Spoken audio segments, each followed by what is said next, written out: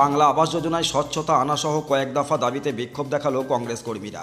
সোমবার বিকেলে ভরতপুরের দলীয় কার্যালয় থেকে মিছিল করে ভরতপুর বাস স্টপেজ হয়ে ভরতপুর এক বিডিও অফিসে পৌঁছে বিক্ষোভ দেখাতে থাকে কংগ্রেসের নেতৃত্ব সহ কর্মীরা। পরে কর্মীরা সংশ্লিষ্ট বিডিওকে একটি স্মারকলিপিও দিয়েছেন। এই ব্লকের জয়েন্ট বিডিও সুবীর হাজরা বলেন, দাবিগুলি যুক্তিসঙ্গত ছিল বলেই মনে হয়েছে। আমরা তাদের আশ্বাস দিয়েছি যে প্রশাসনের পক্ষ থেকে স্বচ্ছতা বজায় থাকবে। এ বিষয়ে ভরতপুর প্রাক্তন বিধায়ক তথা ভরতপুর এক ব্লক কংগ্রেসের সভাপতি কমলেশ চট্টোপাধ্যায় বলেন, বাংলা আবাস যোজনা নিয়ে চরম অনিয়ম চলছে এখানে। বড়লোকেরা বাড়ি পেলেও দুস্থরা বঞ্চিত থেকে যাচ্ছেন। তাই নতুন করে আবাস তালিকা তৈরির দাবি করা হয়েছে। আসলে এখানকার প্রশাসন উন্নয়ন করতে ভুলে গিয়েছে। প্রশাসন স্বজন পোষণে ব্যস্ত রয়েছে। এলাকায় ডেঙ্গু ম্যালেরিয়া প্রভাব ফেললেও কোনো ব্যবস্থা নেওয়া হচ্ছে না। গোটা এলাকা নোংরা আবর্জনায় ভরে গিয়েছে। কর্মসূচি শেষে সংবাদ মাধ্যমের মুখোমুখি হয়ে কে কি বললেন শুনুন। আপনারা আমাদের সর্বভারতীয় কংগ্রেসের নেতা সিডব্লিউসি অর্থাৎ কংগ্রেস ওয়ার্কিং কমিটির সদস্য মাননীয় শ্রী অধীর রঞ্জন চৌধুরীর নির্দেশে গোটা মুর্শিদাবাদ জেলায় প্রত্যেকটা ব্লকে আমাদের ডেপুটেশন দেওয়া হচ্ছে আবাস যোজনাকে কেন্দ্র করে।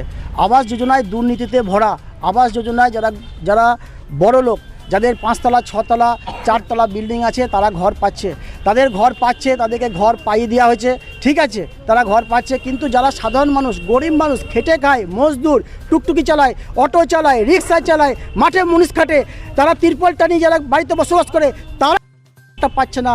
আমাদের দাবি হচ্ছে তাদেরকে অধীর চৌধুরীর নির্দেশে তারা যাতে ঘর পায়, আবার নতুন করে লিস্ট তৈরি করে সেই ঘর নতুন করে দিতে হবে, এই আমাদের দাবি।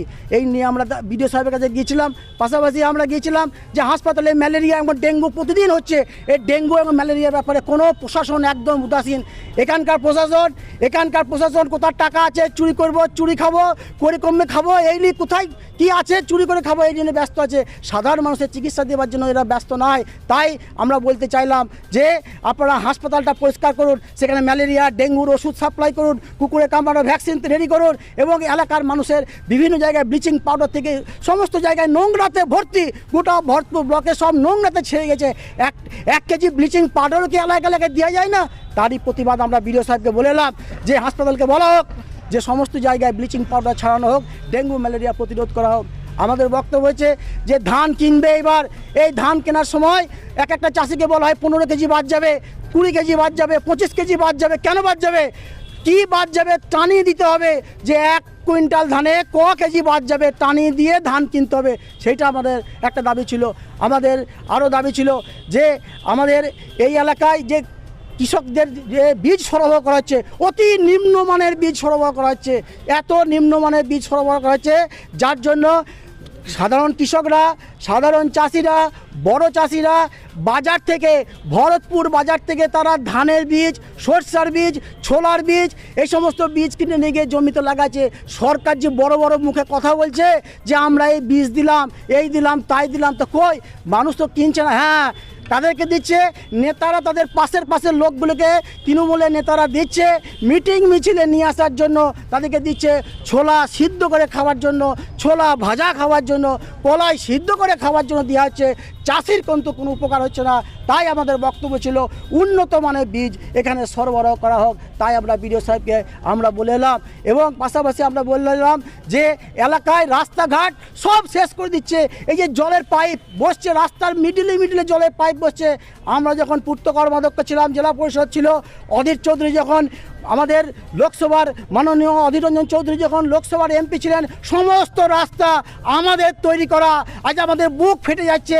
সামান্য একটু প্লাস্টিকের পাইপ ভরে দিচ্ছে রাস্তাতে, আর জেসিবি দিয়ে সেই রাস্তা কেটে খান করে দেওয়া হচ্ছে। সমস্ত রাস্তাঘাট শেষ হচ্ছে। তাই আমাদের বক্তব্য ছিল যে সমস্ত রাস্তাঘাটকে রিপেয়ার করতে হবে, এবং সমস্ত রাস্তাঘাটকে রিপেয়ার করে দিয়ে তাদেরকে আবার পুনরায় সেই জায়গায় নিয়ে আসতে হবে। এই আমাদের একটা দাবি ছিল। আর একটা দাবির কথা আমরা বলেছি যে আমাদের জেলা পরিষদের মেম্বার আছে, সেই মেম্বার পথশ্রী প্রকল্পে শহীদগ্রাম থেকে সিজগ্রাম পর্যন্ত রাস্তা নিজে তৈরি করেছে, জেলা পরিষদ থেকে নিয়ে এসছে। অথচ যখন জেলা পরিষদের ইঞ্জিনিয়াররা আসছে বা মানে যারা আসছে তখন তাকে নিয়ে যাওয়া হচ্ছে না, বলা হচ্ছে যে তৃণমূলের পক্ষ থেকে সব রাস্তাঘাট করে দেওয়া হচ্ছে। তৃণমূলের পক্ষ থেকে না, আমাদের জেলা পরিষদের মেম্বার সে রাস্তাঘাট করেছে। সব মমতা ব্যানার্জি বলছে আমি দিলাম। মমতা ব্যানার্জি আপনাকে বলছে আপনি মুখ্যমন্ত্রী হওয়ার আগে পশ্চিমবঙ্গে জন্ম হয়েছে, আপনি এমএলএ হওয়ার আগেও পশ্চিমবঙ্গ ছিল, আপনি যে স্কুলটা পড়েছেন সেটাও পশ্চিমবাংলার স্কুল। সবই ভারতের জাতীয় কংগ্রেসের তৈরি করা জিনিস হচ্ছে। প্রশাসন কি বলবে? প্রশাসন তো ওপরে তৃণমূলের নেতারা যা বলবে তারা তো সব এখানকার দলদাস। প্রশাসনের কোনো কথা নাই, কোথায় কি আছে না আছে চুরি চামারি করে খাবো এই চিন্তা ভাবনা তারা রাখে। প্রশাসন আমাদেরকে বলেছে যে আপনারা যে সমস্ত দাবি দাওয়া দিয়ে এলেন, আমরা সেই সমস্ত দাবি দাওয়া আমরা খতিয়ে দেখে সামনের দিনে যাতে সেগুলো করা হয় তার সুব্যবস্থা করবে। এদের সঙ্গে যে দাবিগুলো নিয়ে এসেছিল সেগুলো দাবিগুলো তাদের মানে যথাযুক্ত ছিল, যুক্তিসঙ্গত ছিল। আমরা তাদেরকে আশ্বাস দিয়েছি, যেমন এখন যে সার্ভেটা চলছে আবাস প্লাস, সেগুলো তার স্বচ্ছতা আনার জন্যে আমাদের প্রশাসনের দিক থেকে স্বচ্ছতা যথাযথ চেষ্টা করছি এবং করব, যে যাতে সঠিক ব্যক্তি নিডি পার্সন যারা পায় সেই ব্যবস্থাটা আমরা করছি। তারপর যেটা ওরা বলেছে বিভিন্ন পেনশন যাদের 60 বছর হয়ে গেছে, মানে অ্যাপ্লিকেশন করেছে এখন পায়নি, সেই বিষয়টা দেখার জন্য বলছে, আমরা সেটা দেখছি। তারপর নিত্য প্রয়োজনীয় যে দ্রব্যমূল্য বৃদ্ধি ঘটছে সেটা ব্যাপারটা আমাদেরকে দেখতে বললো। আমাদের ট্রান্সপোর্ট টিম আছে, আমরা দেখছি সেইভাবে এটা কতটা কি আমরা বাজারটাকে মনিটরিং করতে পারি।